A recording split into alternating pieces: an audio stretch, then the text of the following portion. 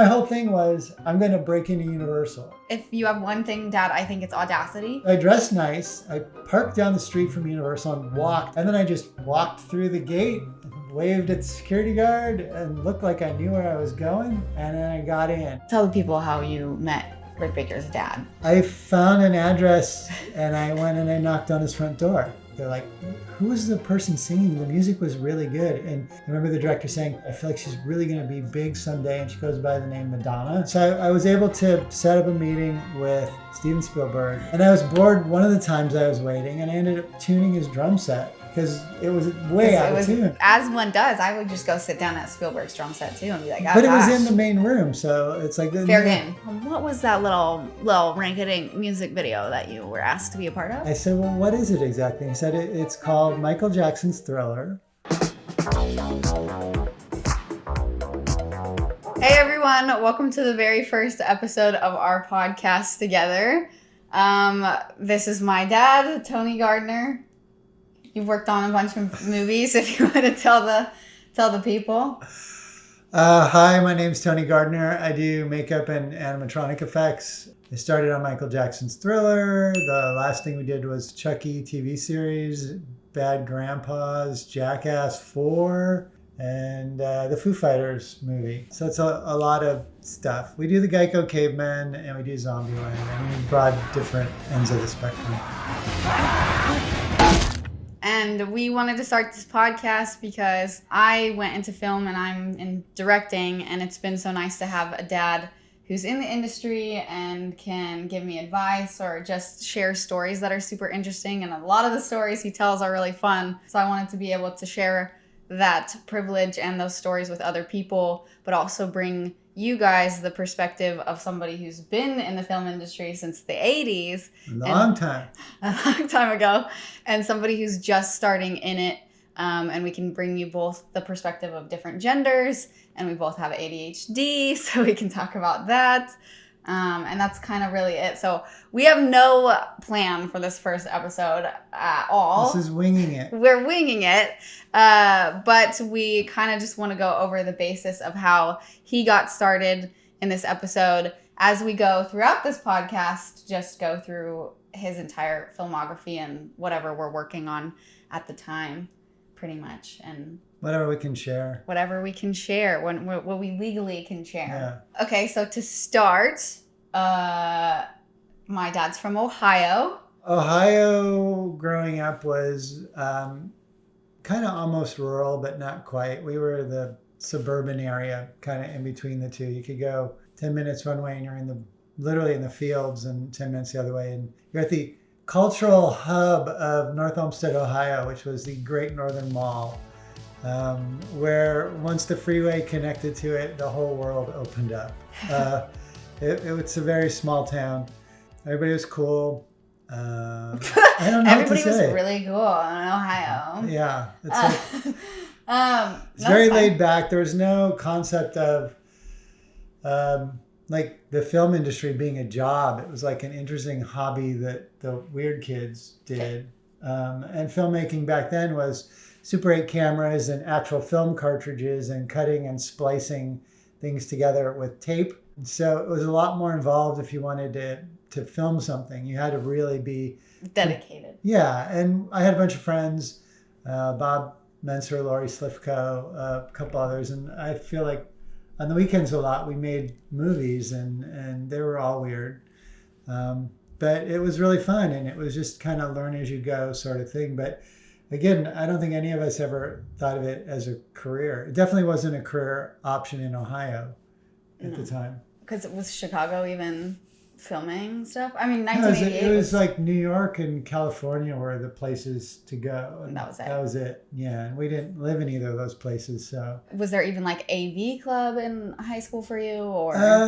It's like I was the editor of the yearbook. Ooh. But there was an AV club, but it wasn't anything substantial. I mean, literally computers came into school the year after I left high school. That was like the new thing. Like, oh, we just missed the computer lab. They were turning a room next to the theater into a computer lab. So it was mostly like theater and music and like weird film club. There was a film club actually at the high school.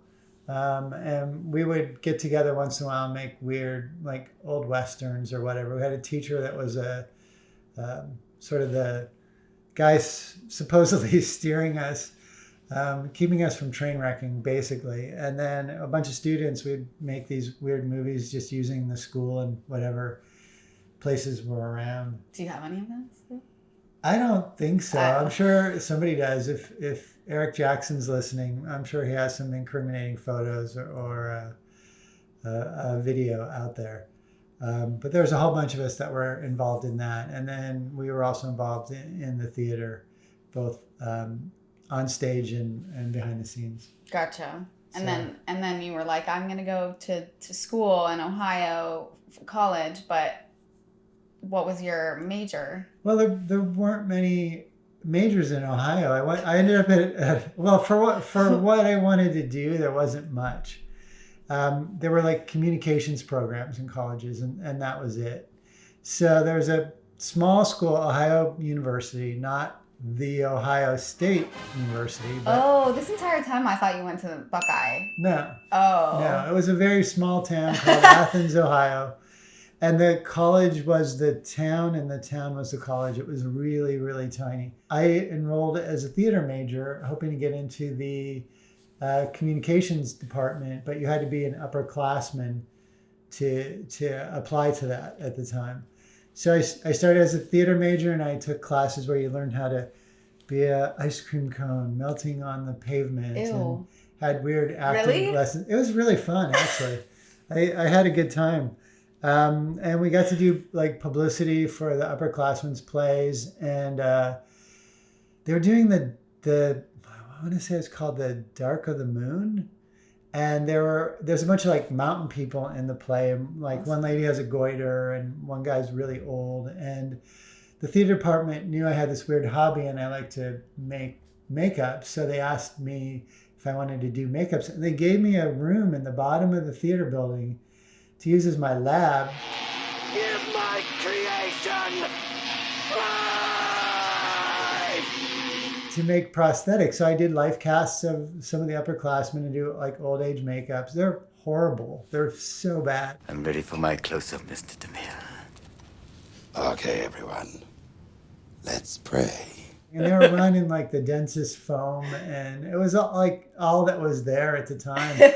But it was cool to be trusted by people that were older and allowed to do stuff that I actually wanted to do. And having the chance to do that sort of cemented how much I enjoyed like the creative process. It didn't really matter what I was doing. It was just fun to be involved in production, whether it was at the time theater production, or I thought like, this communications thing, which to me was like, I don't know, do you become like a newscaster or an anchor or work at a news station? There wasn't much there. So after a year, I was like, I want to go where there's film. I want to do filmmaking in some capacity. And there was like NYU in New York, and there was USC in California and UCLA in California. And I was like, all right, USC, that's where Steven Spielberg kind of went, and George Lucas went, and all these cool people were graduates, so I'm going to apply there. I had already done a year of college, so I was applying sort of like mid... Like a transfer student.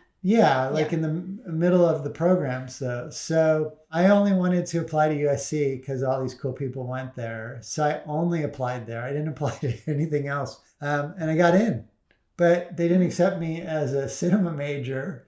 They're like, it's a 2-year program, but your portfolio is really weird. And I'd like built like a... Oh, I would kill to see that portfolio right now. I'm sure it's around somewhere. But it's like I built a face hugger from Alien. Like I recreated that, and I built a chest burster, and I did some old age masks. And I have a picture of that. Do you? I'll show it right here. I have a picture of that face hugger. Remember, because I was like, was this from Aliens? And you were like, no, that's before I even worked on Aliens. Yeah, that was college. Yeah.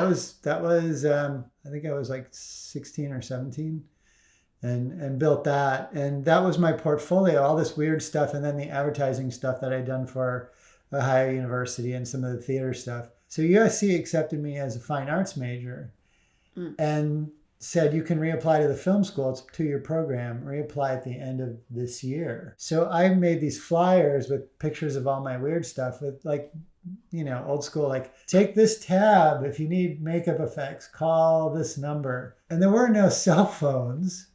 So you were calling the fraternity house that I was living in. So, which anybody could answer the phone. It was literally like a phone booth in the lobby. What was your frat name? Phi Sigma Kappa at USC. Phi Sigma Cap. They'd just been shut down for extreme hazing and were sort of like canceled. And then they were sort of reestablished and they were trying to find new people. So I think they were just basically willing to take anybody. And you were somebody. So I was like, hey.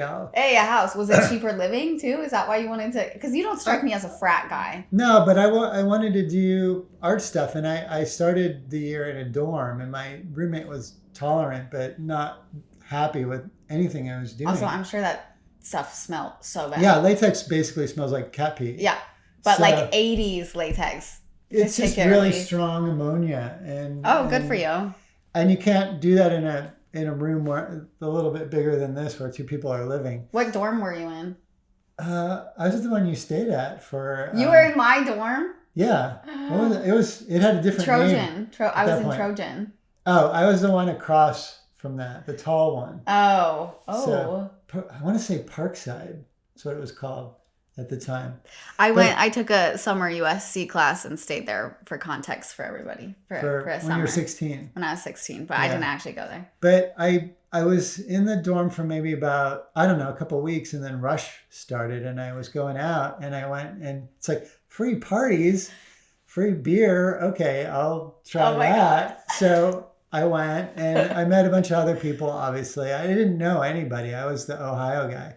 And I was like dressed different than everybody. This is like, MTV had just started and wow. And fashion was becoming more immediate across the nation. But at that time, it was like fashion would start in California and then it would sort of migrate slowly the other direction. And stuff would start in New York. And it was kind of like how you saw stuff or where you saw it and when you saw it, you'd try new clothes. It wasn't like clothing chains were doing, this giant push of skinny ties. It was like, it just sort of like gradually happened. But around the time that I was going to school, that all was changing and music videos were coming in and fashion was becoming more global. That's really, so crazy. At the time. So, I went to college wearing what was still is my uniform, like a t-shirt and jeans, because that's what we wore in Ohio. And everybody in California had like flipped up collars with Izods and corduroy shorts and brown boat shoes with no socks. And it's like, this is not my world. And that was fraternity land. So I ended up with some of those clothes worn maybe once under extreme duress, maybe twice. To like events where I had to integrate with the rest of humanity, the rest of the local population. Yeah. But I ended up in the frat house almost right away, and I had a roommate, Drew O'Brien, who was involved in cinema and theater and stuff like that. He was a communications major, actually. Oh my gosh, communications. And to me, that was always the closest you could get to film school. And then I was at USC and it's like, they have a film school and you can actually walk in the door and see stuff. So I figured I'll put these flyers up and I'll work on student films and sort of get ahead on the curriculum that I thought I'd be taking the next year. Because I didn't understand cameras or f-stops or depth of field or any of that stuff. And I kind of still don't, to be honest. No, he doesn't. He doesn't know how to focus that camera. So autofocus and iPhones are great. Yeah, I figured I'd learn stuff and get ahead. And I started doing makeups on other student films because I could do that. Wow. And then help on the crew and, like whatever capacity and just kind of learn. And that was way more interesting to me than art school was. And at USC. And art school, there was my memory of it at the time was it wasn't really into realism. It was more into expressionism. I remember one assignment was a big piece of paper and you folded it in half, and this was the black side and this was the white side, and here's some Dixie cups, here's some popsicle sticks, and make a contrasting statement about something. Oh, okay. That's how I remember it, at least. And I remember just going, this is fucking bullshit, and just hot gluing all this stuff on it really quick and making like this mound of garbage. And putting it up on the wall. You know, they put it all up on the wall. I was done in like 10 minutes and all these people were like, ooh, I have to adjust my popsicle stick. Figuring stuff out. Yeah. Yeah. And they put them all up on the wall, and the teacher like critiqued each one. And I remember he got to mine. He's like, can you feel the anger in this one? And I was like sitting in my seat, basically stewing, going, yeah. Yeah, because it's bullshit what you just asked us to do. Yeah, I wanted to learn how to make stuff real because I didn't take an art class in high school till my senior year. Oh, okay. And then one of the projects senior year of high school was make a head that's realistic. Oh, that's fun. Like a self-portrait or of somebody else in the class. And I was like, there's no way I can do that. I'm not going to do that. And the other one was make 3 figures that were interactive. So I did 3 people drunk on a park bench. It ended up in an art show. So it was like a good intro into art my senior year of high school. Okay. But I didn't take it till then because there were all these prerequisites in high school. And I thought you had to like follow the rules. No. And I had this teacher, Kathleen Totter Smith, who was like Kathleen? super like, you know, let it go, do whatever you want, try new stuff. You can join the class with no experience. And then I got in the class and she didn't show you how to do anything. She left you to flounder on your own. And I remember sort of resenting that. Thinking, like, she's not showing me how to. But now I think she's a genius. And she was. She let you find your own voice, figuring out how to do it and the methodology that worked for you. That's and how to do it your way. Yeah. I think of Kathleen Totter Smith every time I take lint out of the dryer. Why? Because she used to ask us to save the lint and she would press it and make homemade paper. So like every once in a while, like when I take lint out of the dryer and there was like something pink in it or whatever, there was a lot of cat hair in it, I go, this has really cool texture. Mrs. Smith would have loved this. Kathleen.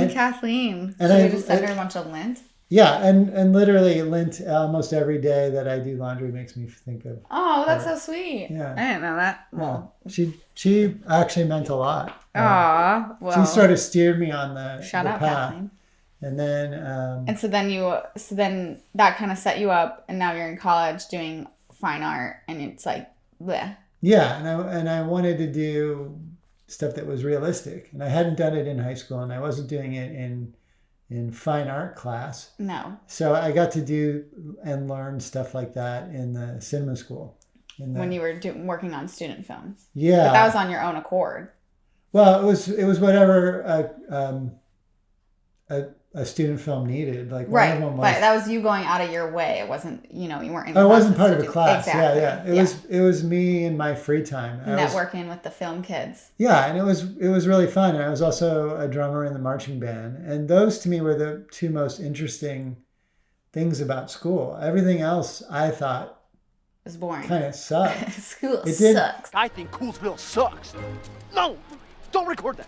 It didn't hold my attention. Yeah. Like at all. Oh my gosh, I wonder why. Yeah, I was the same in high school. It was music and theater and classes were just like torture. Annoying. Yeah. So and you had to like write papers back then, like on a typewriter. And if you made a mistake, you had to white it out. And if then you made go back. Too much of a mistake, you had to put in a new piece of paper and start over. So it was literally, to me at least, it was literally agony. Agony! The modern world, kids, is pretty nice, convenient, easy, awesome. A lot better than the 80s? That you take for granted. The nice thing about the 80s was everything was way more lax and relaxed too. And like the rules were kind of there, but it wasn't like people were really hard-nosed. It was like guidelines. Yeah, it was kind of loose, so you could kind of find your own way, which was good, and it didn't feel stressful, other than the grading periods. Well, also, well, grading in general, but like grading in film school and art school is just so silly to me, because how are you supposed to grade art? It's subjective. Exactly. It's and they tell you that while they grade your paper or film. Yeah, and like based on the way they'll do casting, like they'll read it like in movies nowadays, a woman will go and read for a part, and she won't get cast because the casting director said literally, she looks like my ex-girlfriend, same hair color and cut, I'm not hiring her. That's such bullshit. That's the most literal description of subjective decision making, where it's personal preference and personal opinion. And my personal opinion is that's how art is graded, and that's how films are graded. You either like a genre or you don't. Yeah. Or like you're really in animation or you're not. I mean, the person that's not in animation shouldn't be grading students' films if they're allowed to do anything, and some of those are animated because they're going to be biased. Right. So, I feel like I was very fortunate that I had a teacher at the end of high school that wasn't biased about anything and let people try everything. Yeah. And I've always tried, like in our studio, Alterian, I've always tried to make that sort of like Mrs. Smith's art class. It's like it was like a big space to do creative stuff, and it didn't matter. And it doesn't matter what we do, whether it's miniatures or props or whatever. It's still being creative and artistic and working with our hands and making stuff. I mean, a lot of it now is in the computer too. Right. But that's just another new tool that we can do the same kind of stuff with. I don't feel it's like taking away a direction that I have to go down. It's like it's an you can't. It's an option. Down. Yeah. Yeah, and it's fun. So you're in USC. You're at USC. You're in the marching band, and you're in the fine arts program. Yeah, and I'm working on student films. You're at a frat house. Yeah, I live in a frat house. You live in a frat house, which is still there, right? Yeah. Very cool. Yeah. I'm gonna go. Recently remodeled and looks very nice. Oh my gosh, rep. What was it? What was it again? What was your? Phi Sigma Kappa. Phi Sigma Kappa. Yeah. I remember. T-shirt? I used to do makeups on one of the other guys in the frat. He was a theater major. He was a drama major. His name's Jim Eusterman. And we would do the weirdest makeups. He was interested in makeup effects too, and we would work on stuff together. But I always do like test stuff on him when I was learning new stuff. And I remember once did him up as like this bloody accident victim with all these open wounds and all this stuff. And the frat house was on the corner of two streets, and he went out and hitchhiked on the main street as this bloody, like he'd been in a car accident kind of guy. I would buy that for LA. It was hilarious because nobody stopped. They would just go way around him, and he would get bolder and bolder and go further out in the street to hitchhike. Nobody ever stopped. And then we were laying him in the gutter and laying like pizza boxes and stuff around him, and nobody like cared. That's so sad. I was like, okay, so this is what California is like. Yeah. I remember Ohio being a lot more compassionate. Yeah. It was like, welcome to LA, kid. Yeah. But it was fun because you could do anything and get away with it. And did like a weird disguise makeup on him, and he ran around in that. And but I mean, we were always doing stuff like that, going to parties with names that weren't our real names, and just even though you didn't need to do that. Yeah, it was like, that's fun. It was interesting. It was an interesting time period, and MTV was becoming big, and music videos were starting to become really big. Don't get ahead of me now. Don't get ahead of me now. I haven't asked the question yet. He's already going. Well, the whole student film thing still. I mean, if you want to say anything more about that. Well, this is when USC's film school was literally, I think they were old horse barns. Oh. And they were wood, and you would go down this center area, and there were like wooden rooms on each side, and one was like the camera department where you could check out. No way. Yeah, and over the top of the door, somebody had carved in "Reality ends here" over the top of the door. And I remember the first day I went into there, I was just like, this place is cool. Magical wonders are to behold when you enter. Besides taking all these classes that were film production, Yeah. some of them were like, one of them, Cinema 460, I think. Okay. They would bring in directors Okay. and new films, and you would watch like a film for the first time as a film student, and then they would bring the director out and he would talk Do a about Q&A, it. yeah. Yeah. And we watched this one film, and there was a scene in a nightclub, and there was this woman, this girl singer, and somebody asked a question at the end of it. They're like, "Who was the person singing? The music was really good." And I remember the director saying, "She's sort of like a local personality, and she's really good and super talented. I feel like she's really going to be big someday." And she goes by the name Madonna. So he was accurate in his assessment. Yes, he of her. predicted. She did okay. Yeah, manifested that. But it was an interesting class because you got to see stuff Right. and talk to the filmmakers, but you also had to do a paper for the Okay, class. is this leading up to That's Rick where- Baker, or yeah. is this leading up to Spielberg? Which one? Both. So many things that this man has done in a short amount of time. If you have one thing, Dad, I think it's audacity. Well, it's just go for it. Yes. That's sort of the attitude. Yeah. And I'm finally in California, so I'm going to go for it. So the first week I was there, I had to come in early for band camp and auditions and all that. And you had to live on campus, but my mom was with me because we had to buy stuff because we Right. didn't travel from Ohio with anything, laundry basket, literally nothing. I It's had too close. suitcase. So I had a car briefly. So I went to Universal. I had made an ET. Well, but At home in Ohio. you had an assignment from class. Well, this was pre-school. Oh my this God! This was the week before school you started. just lied. Yeah, I had You just ET lied. that I'd built, and I was like, okay, John Landis and Spielberg were at Universal Studios, and Spielberg said he used to sneak onto the lot. He dressed nice and carry a briefcase, and there was like some empty room, and he would pretend it was his office. Right. I was like, that's cool. I want to try that. Oh my God. So I had this ET mask that I had done because ET had just come out. I like built this body for it out of pillows, and I stuffed it in a milk crate. There's that scene where it's on the front of The bike. the bike. I think I have a picture of that. Yeah, because I built it and I put a sheet around it because I didn't have a body, and he's in a blanket anyhow. So I put a sheet around it and tucked it all in the milk crate, and then I had nice clothes, so I dressed nice. I parked down the street from Universal and walked carrying this stupid thing, and then I just walked through the gate and waved at the security guard and looked like I knew where I was going, and then I got in, and That's so stupid. and then I got around the corner. I'm like, okay, I'm in. What do I do? Where do I go? Because my whole thing was I'm going to break into Universal or get on the lot. And then I got on the lot and I'm like, okay, now what? What do you do?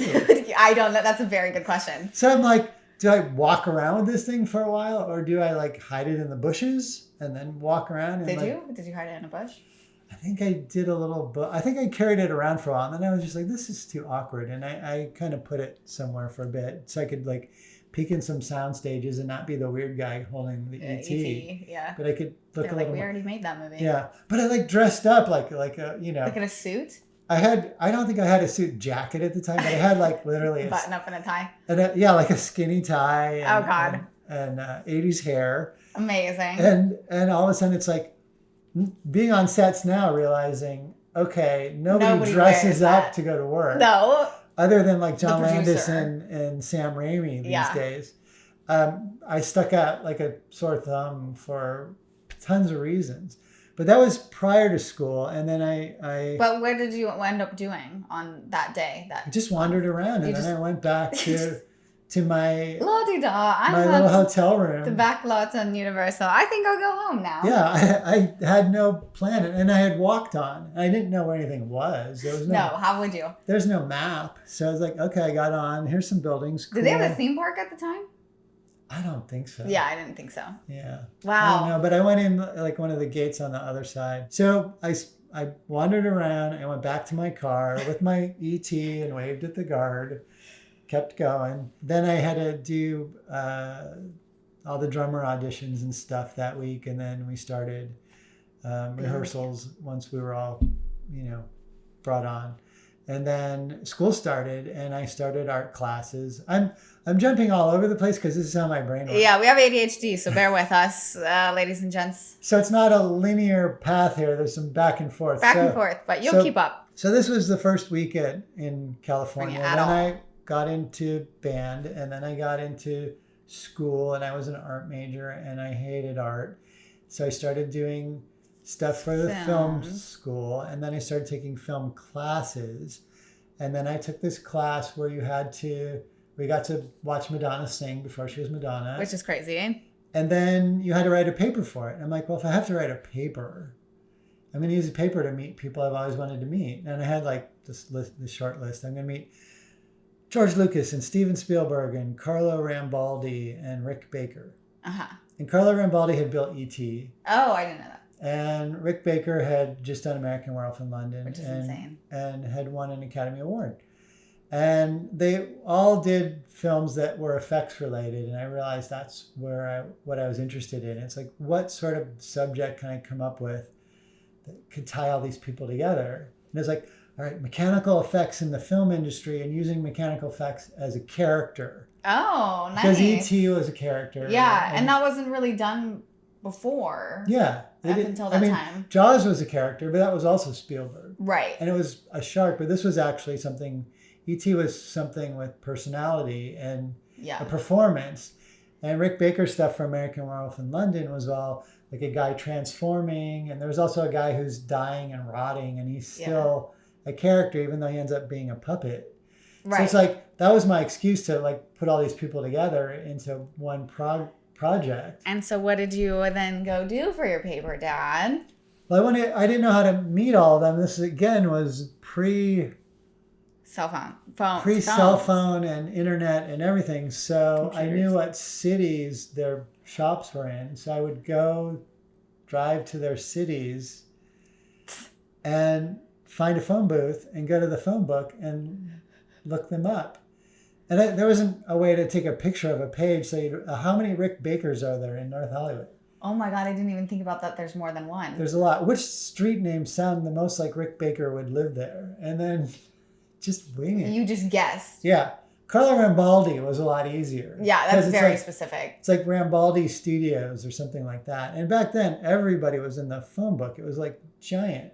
Yeah. It was literally only for each city, because it was so big. Right, so you had to go to that city. Yeah. Oh, wow. So if I wanted to go find somebody in Burbank, I'd have to go, even though it's not far, to Burbank, go to the phone book. Yeah, at least that was my understanding of it at 17 or 18. I have no understanding of that. So I was able to set up a meeting with Carlo Rambaldi and Steven Spielberg, and the Carlo Rambaldi one actually happened as planned and was hilarious. Because he was pretending he didn't speak English. What? Up to a certain point. It was pretty funny. And then the one with Spielberg was just always getting canceled. And I would go to the office so much that I ended up becoming friends with the secretary, Kathy Schweitzer, who I ended up cat sitting for after school was out. I just became friends with, and she was just this awesome person. But I digress again. Because you called the Yellow Pages like Spielberg's thing, and you were like, hey. and I found where Amblin was. And then I think I snuck on the lot again to find where Amblin actually was. And I think that's how I got the door there. Got it. Okay. And I said I was a student doing a paper. Being a student gets you, I know, yes, it gets you a lot, because people are more willing to do things for students because you're not competition. You're not in the industry yet. Yeah. And they want to help. Also, I feel like who wants to learn? Because as a student, you are quote unquote learning, even though you're always learning. So it doesn't make any sense to me. But I mean, you're in school and it's like, oh, I could help this kid. Yeah, this kid. You're still a kid, even though by the time you're graduating, you're 21, 22. If you graduate. If you graduate. I'm like... But okay, so it keeps getting pushed. You've already so I keep going, and one time I'm there, and something comes up, and his schedule changed, and then the next time, goddamn, it was going to be lunch while he was shooting a movie, and his schedule changed. Didn't you make friends with the guy who was the Well, main actor in Gremlins? Well, he was there one of the times the schedule changed. He was in like the arcade room playing video games. I didn't know who he was. And I'm talking to this kid who was my age because there's nobody there to talk to. No, everybody's rooms started to adult. face this middle area. And he's playing video games and we end up talking. And then somebody's like, hey, Zach, you need to go back to set. Were they shooting Gremlins at the time? Yeah. Oh my Yeah. God, that's hilarious. So he had to go back to set. And that's when I realized he was an actor. You're like, oh. But I mean, like I ended up tuning Spielberg's drum. He had a drum set. And I was bored one of the times I was waiting. And I ended up tuning his drum set because it was way out of tune. Because it was, as one does, I would just go sit down at Spielberg's drum set too and be like, oh, but it was gosh. in the main room. So it's like, Fair game. There's nothing else to do. And I was waiting a long time. So I would That's tune a nuts. drum set or talk to somebody or talk to Kathy. And I obviously got very comfortable there because I tuned the drum set. Yeah. But Just made yourself at home there. he eventually came in and he was in the middle of scoring something and it was raining and he was in like some yellow raincoat. And we had this awkward conversation for about 3 minutes while he was loading up all this stuff that he had to take back out Oh, wow. to the sound stage. He's like, so you do makeup effects, like cable animatronic stuff, like Rob Bottin, because he was actually scoring, I think, if not shooting, the Twilight Zone movie. Oh, wow. And I said, he said, so do you know how to do that? And my response was, no, but I know where to buy the cables. Oh, Dad, you should have lied. Because that was all I knew, like the stupidest comment ever. Yeah. And ever since then, I've always lied and said yes to everything. Which has gotten you so far. Yeah. Yeah. Lie, kids. Do you know how to do this? Yes. Yes, I do, and I'll Google it later. Well, you couldn't though in the 80s. So. No, and I go didn't figure know it how to out. do it, and it was like, well, it was part of a conversation though, so I was thrilled to have the conversation. Then there was this agreement that I would write out all my questions and give it to him. So those two pieces of it came together really well. George Lucas wasn't even in LA. I had no idea. And then Rick Baker was in London filming Greystoke. I met his dad, Ralph Baker, who's this amazing artist. And how did you tell the people how you met Rick Baker's dad? I found an address and I went and I knocked on his front door. One You're day. a stalker. Yeah. Now that'd be so. You would I'd get be arrested. arrested. Yeah. Yeah. But no. So you had your brief conversation with Spielberg, and that ended. And then did you ever send up his? I sent the questions and I got answers back. You did? There were a couple things back Did he and sign forth it? that were really nice. No, Damn it. he didn't. But that's so cool. Yeah, and there one of them there were notes from him. There were things I'm assuming it was Kathy's writing, and then there were things from him on it. So it was kind of interesting to see Yeah. how communication worked in the office, especially during filmmaking. I thought it was really kind and generous of him to take any time, considering how busy he literally always was. Yeah. That was really nice. So you got that paper back, and then you went into. So after that instance is when you went to the Yellow Pages and found where Rick Baker's dad lived. I was kind of doing it all at the same time. Okay. Because I'd only have, like a car or whatever I'd borrow cars because I didn't have one. So, or con somebody into driving me. When I went and knocked on Rick's door, this really nice guy answered it. And there was this painting, well, what looked like a giant photo of a gorilla head on the wall. The head was like Massive. 4 feet tall, Jeez. and it was like he was lit in green. And I remember talking to this really cool guy, and I kept looking past him at this picture on the wall. It's the biggest photo I'd ever seen. And he was saying, "I'm sorry, Rick's out of town, blah, blah, blah." And I was explaining I'm a student, and I wanted to interview him for a paper. And that didn't exist. And no, I actually did the paper. Oh, nice. It really did exist. I was using it to meet As these an excuse. people.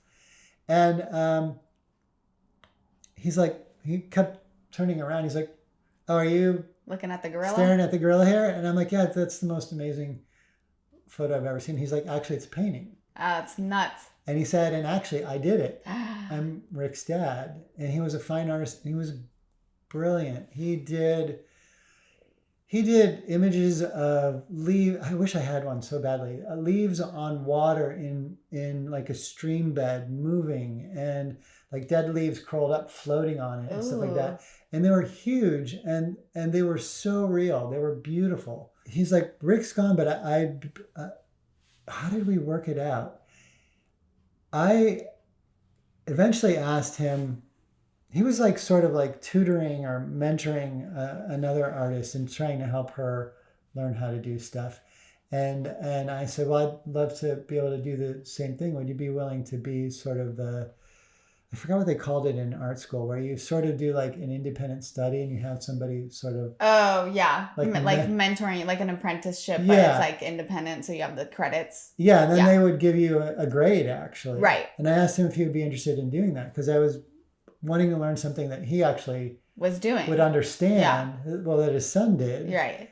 So like, would you have any interest in doing that? And he said, sure. And I did some stuff. And back then you took photos of your stuff. And if you were really fancy, you took slides of your stuff. And I was taking slides of things and showing him that. And when the school year was ending and he was leaving and I thought I was going back to Ohio all at the same time, he said, I'm not going to speak for you, but I will leave a stack of slides of your work here for Rick to take a look at and let your work speak for you. And if there's merit to your work and he wants to work with you, do your interview for your paper, because I had said, well, maybe I could do a variation of this next year. I'd still love to do the interview. Rick, got it. Rick saw the stuff. He's like, your stuff's interesting. And the fact that you come from Ohio, where did you learn how to do this? And where did you get the materials to do it? And I started talking about going to dentist's office and borrowing stuff because a friend's dad was a dentist and stuff like that. And he agreed to sit down and do the interview. And I went to his shop and did the interview. And this was all around the tail end of the school year. And he was super nice. And we sat and we talked for a while. And he was asking me a bunch of questions about like where I got latex and what books that I was using to learn stuff. And I'd already built this face hugger back in Ohio. And I'd shown him that. He wanted to, he had questions for me, which was kind of cool. So it became very conversational, like rather than like interviewing. Yeah. So I felt really comfortable. So it was really easy to talk to him. And I was there for, I want to say a couple of hours, and then that was it. And I went home and I back to the frat house home. And then I was like, this is great. I got to meet, even though one of them was briefly, I got to meet 3 of the people I really wanted to meet. And, and the school year ended and it was great. It's amazing. You were riding that high. Yeah. And then Bob Veazey wanted to do this music video and he wanted to do like the Star Wars Cantina. Oh, I don't know this. Who is this? Who is this man? His name was Bob Veazey. He actually worked in the adult entertainment industry. Oh my God, Dad, you made a porno? No, he did a music video that he made pornos. That was his career, and he was learning more about cameras and film. Oh, he wanted to get more artistic with it. In film school. And then he was going to do a music video for Jerry Swaggerty, I think, was the musician. That's such an amazing name. I remember the most obscure stuff, but I can't remember stuff that's important. And he wanted to do, it's sort of like a throwback rockabilly kind of song, and he needed a main character getting ready to go to a bar, and then he was at the bar, and they wanted to do it sort of Star Wars-y style. Oh. So I'm like, hey, I have this friend, Jim Usterman, who I have done makeup on. He'd make a really cool main character. So he did sort of like a lizard-shaped human skin guy with like a pompadour. And he got ready in the morning or he was getting ready to go to the bar, and you didn't see his face, but you saw like weird claws, and that you gradually revealed that he was this not person. Interesting. And then he walked to this bar, and when you got into the bar, everybody, there were a couple of humans in it, but most everybody was aliens. Oh my God, so, did you have to do all of that? Yeah, so Bob needed like all these aliens, and I had already made like a couple masks and stuff of weird things on my own. Right. Which is why he was like, oh, you'd be great for this. And then all of a sudden I had to make like 10 more. Oh God. Them and do some prosthetics and stuff like that. So got Jim to help me with the makeups, and then he was also the main guy, and we shot that, I want to say like over a weekend. And it was just really exciting to be thrown into all of it. And like the lady aliens would have like a weird like beak, like a fly sort of proboscis thing, but they'd also have like cool. They'd have like a beehive hairdo. Jesus. So I was doing all this hair stuff too, with just like fun fur and hairspray, and doing like all of it, using taxidermy deer eyes in some of the masks and stuff. That's grody. And I had a lot of fun doing it, and then I had to go back to school. Yeah, but I had 2 weeks off before school started again, and I totally detoured down this rabbit hole of this music video. I went back to Ohio for 2 weeks before school started. Yeah. And I was home for 2 days. Rick Baker had hunted me down. I don't know how. He went to the Yellow Pages in Ohio. Apparently. I honestly don't know how, but he called my parents' house where I'd grown up. While I was getting in the shower, we talked for a while, and he was kind of shooting the shit. I'm like, what does this guy want? Why is he calling me? And he eventually said, we're starting this job. It's a music video. He's like, you're all over the place. You want to do music, and you want to do theater, and you want to do effects, and you want to do film. And he's like, this is only a 4-week job, but maybe after 4 weeks, you'll know if this is one of the things that you want to do or not. That's so nice. And we just need somebody to like drive around and pick up supplies. Be a runner, sweep up the place, pick up supplies. And if we're working late, get food orders from people and just help keep the place running. Yeah. I'm like, that sounds great. When does it start? He said, well, it started 3 days ago. Oh. He said, we have a spot for you if you want it. There's somebody else in that spot right now. If you want it, it's yours. Come get it. If you don't want it, we'll just let this guy stay in it. Oh my God. So did you like leave the next day? I did. Oh my God. Yeah, literally. I Were you driving at this time or flying? Flying. Okay. So you flew back the next day. So he's like, when can you start? I'm like, I'll be there tomorrow. So, so the next day I was back in California. Mm-hmm. School hadn't started yet. Okay. I start this job. It's only 4 weeks. Right. I'm like, I can still do band. I can still do school, and I can do this job before school really starts. Mostly at night, if it comes to it, because he said a lot of people like to work late. Okay. But it's like most of my classes don't start for 2 weeks, and I can do the homework without having to be in class, and I'll be able to like fudge my way through the first couple weeks of school. Yeah. And then the 4 weeks turned into 8 weeks, and what was that for the people back home? What was that little rinky-dink music video that you were asked to be a part of? He told me about it on the phone. I said, well, what is it exactly? He said it's called Michael Jackson's Thriller. And we're going to build a bunch of zombies in it. The zombies are going to dance, and there's going to be all this stuff, and we need to build a lot of them really quickly. And I was like, that sounds fantastic. And how old were you? I was 18. You were 18 working on Thriller. See you next Wednesday. Yeah, I went back to California, and it was just, if you push, honest to God, if you push for stuff, and you say yes, and you lean into it, and go for it, stuff happens. You just have to trust in yourself and have faith in you and your ability, and not listen to other people, and just go, and it'll be amazing where you go. That sounds like a good place to wrap it up for this episode. We both have to get on with the day, but next episode we'll go more into talking about Thriller. Yeah. But we kind of just got up to that point at least, because I think that's super interesting. And we can talk about being 18 and starting that, and you can talk about being 16 and starting film classes and figuring out that that's what you wanted to do. Yeah. It's just trying stuff. You have to try stuff. So that's what we'll be talking about next episode. So thanks for listening. Thank you for listening to our ADHD ramblings. Stay tuned for the next one, where we'll be talking about Michael Jackson's Thriller. And maybe we'll be more focused. Maybe. Sayonara, Sammy.